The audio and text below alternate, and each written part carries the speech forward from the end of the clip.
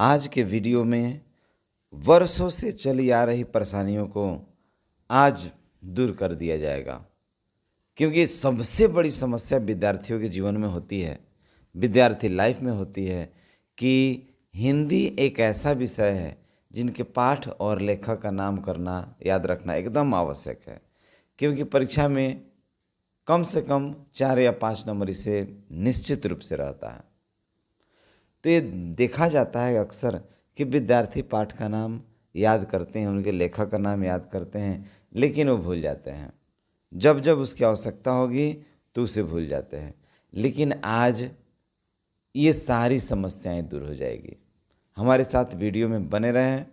यदि नए हैं तो सब्सक्राइब करें, लाइक करें और अपने दोस्तों के पास इसे शेयर करना नहीं भूलें, क्योंकि ऐसा ट्रिक फिर आपको कभी नहीं मिलेगा। आइए कितने ज़बरदस्त मस्त ट्रिक के माध्यम से क्लास 10 के सारे पाठ एवं उनके लेखक का नाम हम आपको याद करा दे रहे हैं परमानेंट। ऐसा नहीं कि आप याद किए और फिर कुछ ही दिन में भूल जाएं, ऐसा नहीं है। अब भूलने का सवाल ही नहीं है। आइए अब चर्चा करते हैं पाठ एवं लेखक के नाम याद करने के ट्रिक पर।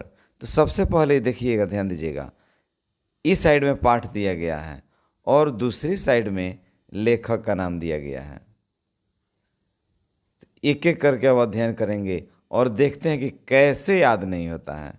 ठीक है, अब देखिए प्रथम चैप्टर है हमारा, प्रथम पाठ है कि श्रम विभाजन और जाति प्रथा। श्रम विभाजन और जाति प्रथा, इसमें पहला शब्द आया है श्रम। देखिएगा, श्रम का अर्थ क्या होता है? श्रम का अर्थ होता है काम। आप में से अधिकांश लोग महाभारत देखे होंगे। अधिकांश क्या, बहुत लोग देखे होंगे, सारे लोग देखे होंगे महाभारत। महाभारत में 5 पांडव हैं, उनमें बहुत बलशाली भीम नाम का 5 पांडवों में का मझला भाई है। क्या नाम है उनका? तो भीम नाम है। अब देखिएगा, उस श्रम करने में सबसे ज़्यादा आगे रहता है। उसकी माँ कोई भी कार्य करने के लिए 5 भाइयों को बुलाती है तो सबसे पहले दौड़ कर आता है कौन? तो भीम आता है कि बोलो माँ क्या बात है, मुझे आदेश दीजिए, मैं करने के लिए तैयार हूँ। विशालकाय राक्षस आ जाता है जंगलों में, आप लोग देखे होंगे।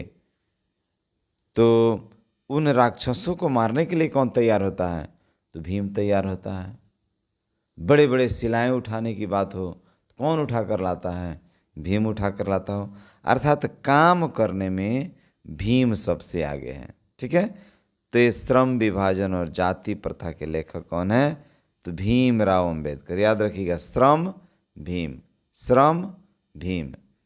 भीम काम करने में आगे हैं, इसलिए इस पाठ का लेखक हैं भीम। ठीक है, एक कंप्लीट हुआ हम लोग का।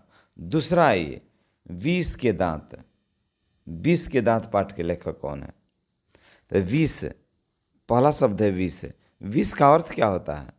20 का अर्थ होता है जहर। क्या होता है? जहर। और ये जहर क्या होता है? गंदे जगहों पर। गंदे जगह, जितने गंदे नालियों को देखिएगा आपको क्या मिलेगा? जहर। नाली समझते होंगे, शहरों में, आजकल गाँवों में भी बन रही है। उन नालियों के अंदर देखिएगा कि कितने कचरे, कितने गंदे एक जगह से दह कर दूसरे जगह जाते हैं। वो क्या है? वो एक विष है, एक जहर है।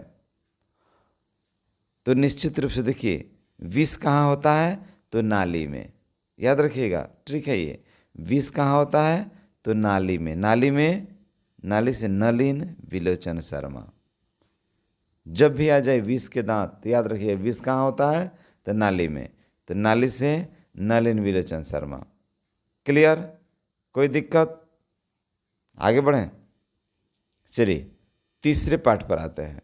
तीसरा पाठ हमारा है भारत से हम क्या सीखें। अरे भाई, पूरा दुनिया भारत से सीखता है और आप पूछते हैं कि भारत से हम क्या सीखें?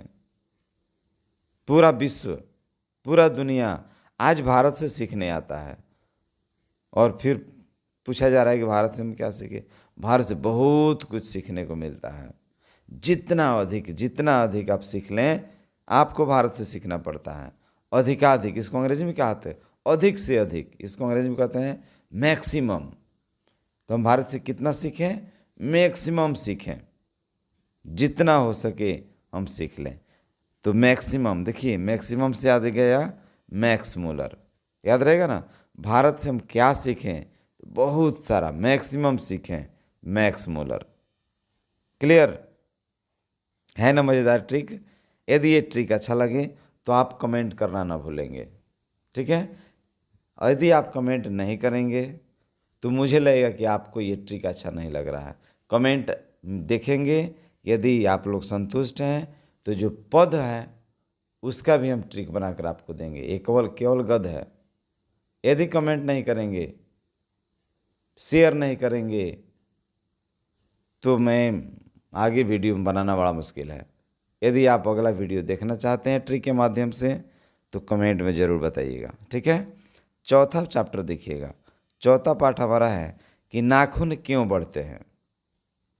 नाखून क्यों बढ़ते हैं? अरे भैया आज का बात नहीं ना है ये कि आज हम जब शरीर बड़ा हुआ तो हमारा नाखून बढ़ना शुरू हो गया। बचपन में थे तो नहीं बढ़ रहा था। जी नहीं, ये आपका ही बात नहीं। अपने मम्मी पापा से पूछिएगा, दादा दादी से पूछिएगा, वो भी बचपन में थे तो उनका भी नाखून बढ़ता था। अर्थात ये 200-400 वर्षों की बात नहीं है, ये हजारों वर्षों की बात है। हजारों वर्ष से ये सिलसिला चली आ रही है। हमारे नाखून बढ़ते जा रहे हैं, बढ़ते जा रहे हैं। कितने सालों से? तो हजारों सालों से। 1000 साल का अर्थ हुआ हजारी प्रसाद द्विवेदी। क्लियर? नाखून कब से बढ़ रहे हैं? तो हजारों वर्ष से। हजारों से क्या हो गया? हजारी प्रसाद द्विवेदी। ठीक है, आते हैं अगले पाठ पर। अगला है नागरी लिपि। कौन लिपि? नागरी। नागरी का अर्थ क्या होता है? नागरी का अर्थ होता है नगर। नगर कहते हैं शहर को, ठीक है। अब हम तुलना करेंगे कि नगर और गांव, अर्थात शहर और गांव। तो भाई ये विद्यार्थी तो शहरों में भी रहते हैं और गांवों में भी रहते हैं, तो ऐसा नहीं कि मैं शहर या गांव पर कटाक्ष कर रहा हूँ। यदि कोई शहर से होंगे तो अन्यथा नहीं लेंगे, ठीक है। बस एक ट्रिक है मात्र। आइए तो शहर और गांव ये दोनों में कंपैरिजन किया जाए, ठीक है। गांव में हम एकदम खुला हवा लेते हैं, लेकिन शहरों में हमें खुला हवा नहीं मिलती है। गांव में सुंदर सुंदर बस्तियां होती हैं, इनका घनत्व तो बड़ा ही कम होता है, लेकिन शहरों का घनत्व तो अधिक होता है। कचरे फेंके होते हैं, लेकिन हमारे गांव में कचरे नहीं मिलते हैं। शुद्ध वातावरण, मिलनसार लोग, मित्र, अनेक प्रकार के सुंदर सुंदर हरियालियाँ, बड़े बड़े मैदान जहाँ पर बहुत से हजारों सैकड़ों की संख्या में बच्चे खेल रहे हैं। सब में कितना मित्रता होता है। अर्थात एक शब्द में हम जानेंगे कि गांव शहर से कई गुना अच्छा है ना। गांव शहर से कई गुना अच्छा है। ऐसे बहुत से क्षेत्र में शहर के लोग भी कहते हैं कि हमारा शहर अच्छा है, जो जहाँ है वो सब अच्छा है। लेकिन सबसे बड़ी बात है कि जितने भी अन्न, दाल, चावल, प्याज, साग, सब्जी, आलू, सबकी उपज गांव में ही होती है। गांव की उपज से ही शहर के लोग खाते हैं। तो हम किसी भी क्षेत्र से, किसी भी एंगल से आइएगा तो गांव ही अच्छा है। कितना अच्छा है? तो कई गुना। नगरी लिपि, नगर, देखिएगा, नगर से शहर, और शहर का कंपैरिजन हम किससे किए? गांव से। तो गांव शहरों से कई गुना अच्छा है। गुना से गुणाकर। क्लियर हो गया? नागरी लिपि का लेखक कौन है? तो गुणाकर मूले। ठीक है, आगे बढ़िए। बहादुर। अब देखिए यहाँ बड़ा ही सुंदर शब्द आया है, बहादुर। बहादुर के लेखक कौन है? तो अमरकांत। ये कैसे याद रहेगा कि बहादुर लोग मरकर भी जिंदा होते हैं, वो कभी मरते नहीं हैं। जो बहादुर होते हैं वो अमर होते हैं। होते हैं कि नहीं होते हैं? उदाहरण तौर पर देखिए ना, महात्मा गांधी बड़े ही बहादुर थे, बिना लड़े हुए बहादुर थे वो। भले ही सामने सामने आकर युद्ध नहीं किया करते थे, अपने मस्तिष्क के द्वारा, अपने बुद्धि और चतुराई के द्वारा वो अपने दुश्मनों को परास्त करते थे। बहादुर नहीं थे? ठीक इसके विपरीत सुभाष चंद्र बोस, भगत सिंह बुद्धि और ताकत दोनों का इस्तेमाल करते थे, तो वो भी बहादुर थे कि नहीं? भीमराव अंबेडकर वो भी बहादुर थे। तो वे लोग मरे कहाँ हैं? वे तो आज भी हमारे सामने हैं। आज भी हम उनके द्वारा किए गए कार्यों का अनुसरण करते हैं। तो वे लोग मरे कहाँ हैं? बहादुर कभी मरते नहीं हैं। और जो मरते नहीं हैं वो कैसे होते हैं? अमर होते हैं। ठीक है, याद रहेगा इसको कि बहादुर लोग मरते नहीं हैं, अमर होते हैं। तो बहादुर पाठ के लेखक हैं अमरकांत। ठीक है। 7 नंबर 7वां चैप्टर है परंपरा का मूल्यांकन। परंपरा का मूल्यांकन। ये परंपरा क्या है? पहले परंपरा को समझिए। हमारे समाज में जो हजारों वर्षों से चली आ रही है उसे हम क्या कहेंगे? परंपरा। हमारे समाज में किसी की मृत्यु हो जाती है तो मृत्यु के 10वां दिन देखिएगा, उस समाज के प्रत्येक लोग बैठकर, पुरुष लोग अपने बाल को कमवा लेते हैं। ये क्या है? ये परंपरा है कि नहीं है? इन सब को परंपरा कहेंगे। तो परंपरा आज से शुरू नहीं है, ये परंपरा सदियों से, हजारों वर्षों आ रही है। अर्थात कह सकते हैं कि जब राम का जन्म हुआ, राम का समय था, राम का जमाना था, तो राम के जमाने से ही ये परंपरा हमारी आ रही है। हमारी परंपरा का निर्माण किसने किया? तो राम ने किया। याद रखिएगा, परंपरा हमारा कब से आ रही है? तो राम के समय से। तो राम से रामविलास शर्मा। क्लियर? परंपरा का मूल्यांकन पाठ के लेखक कौन है? तो रामविलास शर्मा है। अगले पाठ पर देखते हैं कि जीत जीत में निरखत हूँ। जीत जीत में जीत, जो जीतता क्या है? जो जीतता है वो क्या कहलाता है? जीतने वाले वो राजा हुए। राजा का काम क्या होता है? युद्ध करना। और जो बार बार जीतता है, बार बार जीतता है, वो राजा नहीं, महाराजा है। जो एक बार जीता राजा, बार बार जीता महाराजा। अब देखिए जीत कई बार है? 1 2 बार जीता रहा है। जीत जीत में निरखत हूँ, तो राजा नहीं हुए, वो महाराज हुए। तो देखिए आ गया कि जीत जीत में निरखत हूँ, पंडित बिरजू महाराज। ठीक है, महाराज, महाराज से बिरजू महाराज, याद रखिएगा। आइए 9वां पाठ है अविन्यो। अविन्यो, तो बस इसका पहला अक्षर याद रखिए केवल। अविन्यो में पहला अक्षर है अ और लेखक के नाम का पहला अक्षर है अ। अविन्यो के लेखक है अशोक वाजपेयी। इसमें ज़्यादा माथा पेची करने की आवश्यकता हमें नहीं है। बस अविन्यो अशोक वाजपेयी, अशोक वाजपेयी अविन्यो। याद नहीं रहेगा? एकदम याद रहेगा। ठीक है, आगे बढ़िए। 10वां चैप्टर है मछली। कौन चैप्टर है? मछली। आप लोग मछली खाते हैं? बहुत लोग खाता होगा, लगभग 95% लोग खाते होंगे मछली। लेकिन कैसा मछली आपको अच्छा लगता है? सूखा या गीला? गीला कर समझते हैं ना, जिसमें एकदम रस डालकर बनाया गया है, वो मछली हुआ। एक होता है सूखा। तो कहीं के लोग सूखा मछली खाना पसंद करते हैं और कहीं अधिकांश लोग रस वाला मछली पसंद करते हैं। लेकिन महाराष्ट्र में जाइएगा, वहीं बंगाल में रस वाला मछली ज़्यादा पसंद किया जाता है, और महाराष्ट्र में कौन सी का? सूखा मछली। हमें भी सूखा मछली बहुत अच्छा लगता है। अब पता ना आप लोगों को अच्छा लगता होगा कि नहीं। मुझे आशा है कि आप लोग को भी सूखा मछली अच्छा लगता होगा। तो देखिए यहाँ मछली, सूखा से शुक्ल।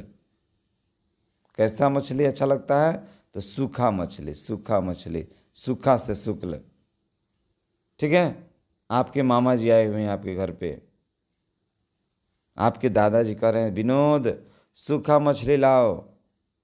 विनोद सूखा मछली लाओ। ठीक है, आप सूखा मछली लाए, अपने मामा जी को बड़े प्रेम से खिला दिए। ठीक है, किसको खिलाए? तो मामा जी को। याद रखिएगा, मछली, म से मछली, म से मामा जी, सु से शुक्ला और सु से सूखा। विनोद ने सूखा मछली किसको खिलाया? मामा जी को। ठीक है, आगे बढ़िए। 11 नंबर चैप्टर है नौबत खाने में इबादत। नौबत खाने में इबादत। खाना, इस शब्द आया है खाना। खाना खाने के लिए आप होटलों में जाते हैं, बड़े बड़े होटलों में। खाना खाने के बाद जब भी लौटिएगा तो आप देखते होंगे कि जो काउंटर पर जहाँ पैसा जमा करना होता है, वहाँ बड़ा ही सुंदर ढंग से सौंफ, मिश्री, ये सब रखा हुआ है। पे कीजिए, पैसा दीजिए, मिश्री खाइए, सौंफ खाइए और वहाँ से चलते बनिए। ठीक है, तो खाना खाने गए और आपको मिला मिश्री। क्या मिला? मिश्री। तो मिश्र से यतीन्द्र मिश्र, याद रहेगा ना कि नौबत खाने में इबादत। पाठ के लेखक कौन है? तो यतीन्द्र मिश्र। क्लियर? आइए आगे बढ़ते हैं। अब 12वां चैप्टर है कि शिक्षा और संस्कृति। क्या नाम है? शिक्षा और संस्कृति। ये गद्य पाठ का अंतिम चैप्टर है, अंतिम पाठ है, शिक्षा और संस्कृति। तो देखिए, शिक्षा और संस्कृति।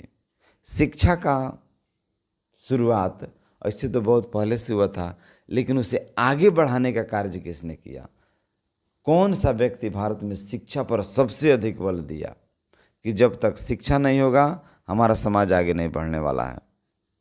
इसलिए पहले पढ़ो, शिक्षित बनो, फिर बुराइयों से लड़ो, फिर अपना अधिकार खोजो।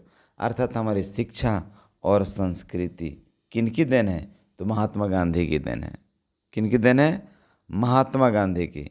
इसलिए याद रखिएगा, शिक्षा और संस्कृति पाठ के लेखक हैं महात्मा गांधी। क्लियर हो गया? तो ये 12 चैप्टर ट्रिक के माध्यम से आपका कंप्लीट हुआ। ठीक है, आप मेरा सहयोग करें, जितना हो सके, जहाँ तक हो सके मैं आपके सहयोग के लिए तैयार रहूँ, बशर्ते कि आप मेरे साथ बने रहिए। क्लियर? मेरे प्रत्येक वीडियो को शुरू से अंत तक देखें, जितना उठाना हो लाभ उठावें। ठीक है, इससे भी मज़ेदार ट्रिक मैं पुनः पद के लिए लेकर आऊँगा।